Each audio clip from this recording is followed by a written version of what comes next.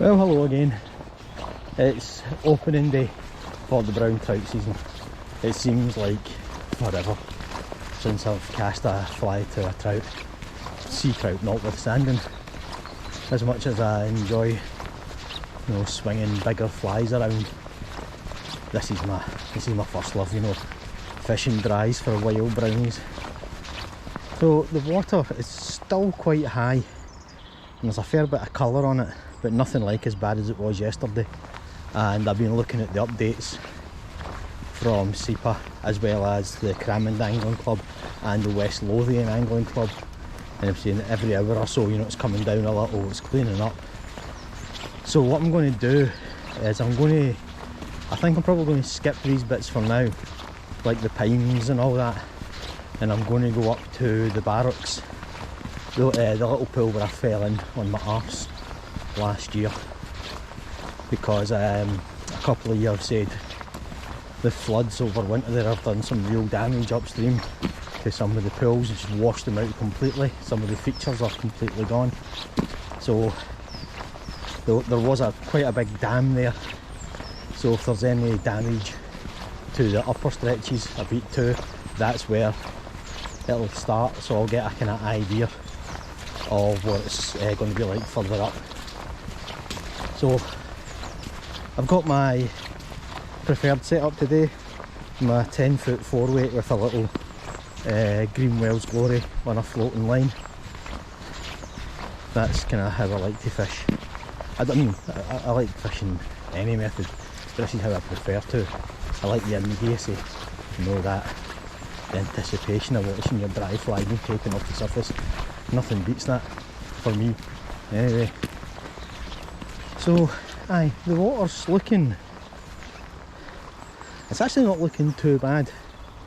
Maybe a little more colour than I would like for brown trout, but only a very little. Maybe 4 or 5 hours, that'll clean up lovely. So I'm just going to target rising fish just now, because I can't see what's under there. And if I put nymphs on, I'm definitely going to get snagged up on the bottom. But I might try nymphs later on this afternoon if the dries don't work, if I don't see any rising fish. And there's people coming down, so I'll turn around so I don't accidentally put them on camera in case they don't like it. So I'm going to walk up to the barracks to the Fall on Your Arse pool, and then work my way up to the railway bridge, maybe the big... Hey papa. I think the dog's waiting for me to throw its ball, but I don't have its ball. I don't have your ball. Well, anything will do then. Okay. Members of the staff.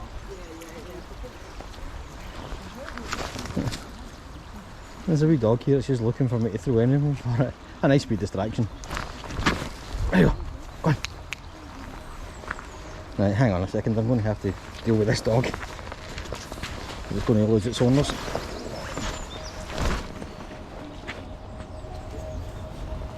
Right, so where was I? Little things like that, it just breaks up the day. I love that, The owners are completely oblivious to the fact that their dog's decided that I'm its new friend, and they've wandered away. They're 100 yards away.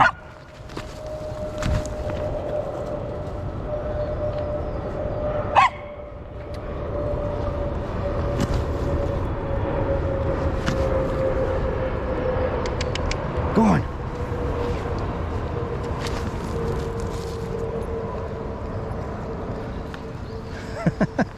Well, I've got a new pal.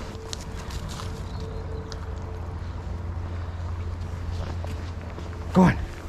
Go on now. There, I think now it's noticed its owners are miles away. Go on!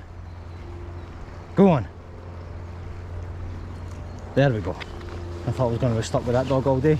So what was I saying now? I've totally forgotten what I was saying. I've got a new pal. The water's a wee bit higher than I would like, a wee bit more coloured. But we'll see what it's like further up where the water slows down a little. And I'll give the dry flies a bash. So that was that just completely put me off my stride there. So what I'm going to do is I'm not going to bore the arse off. He's been making you walk all the way up here with me. So I'll turn off for now, and I'll catch back up these on the other side of the grotto bridge. Right, this is the soggy arse pool, and straight away you can see the damage that the floods have done. Over by that single big bush there was an established dam that had been there for quite a few years, and it was shelter for birds and fish. The kingfishers used it and all. Even the otters had their dens in there. Completely gone.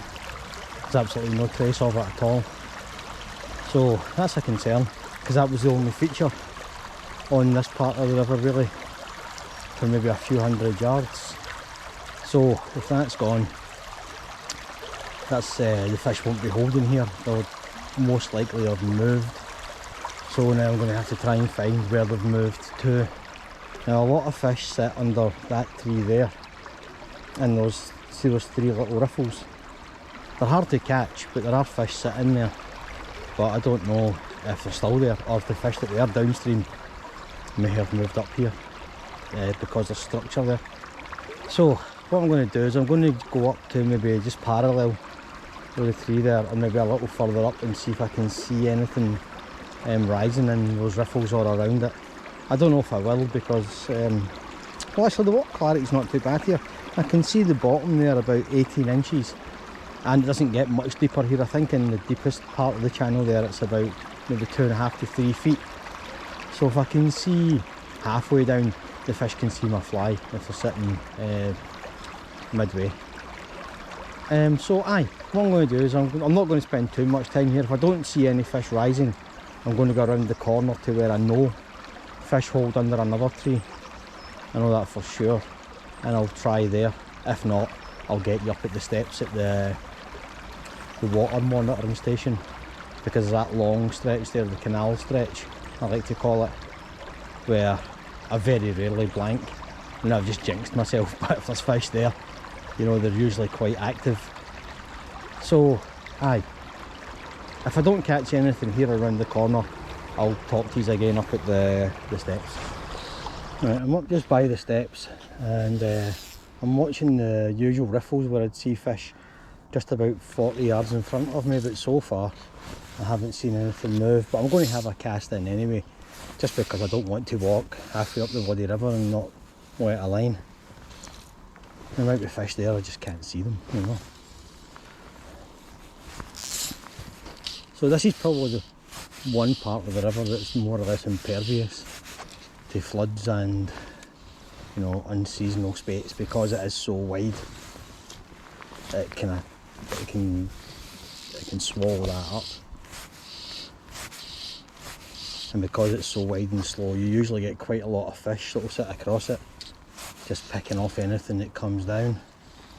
But so far I haven't saw anything. Doesn't mean anything, you know, doesn't mean they're not there. I just haven't saw them yet.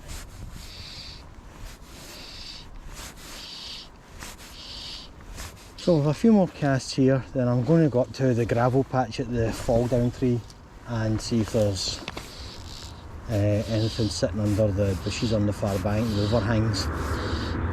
Bloody aeroplanes.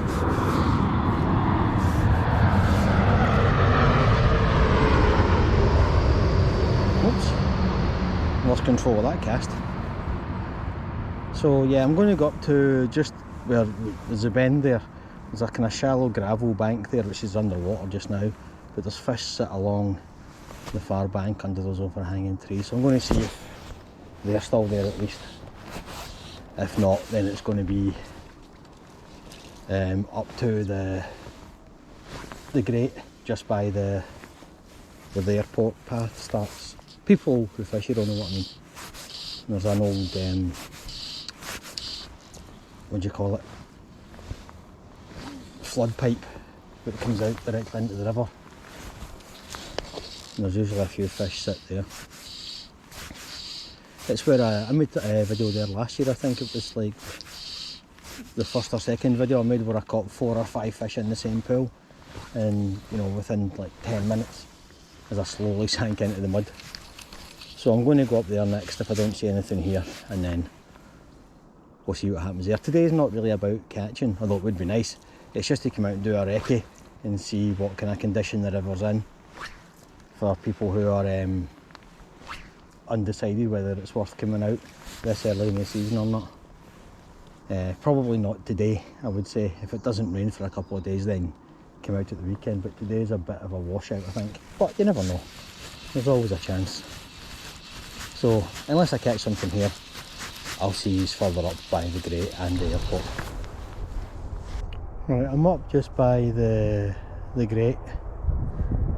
It's too deep to wade in there, so I'm not going to bother.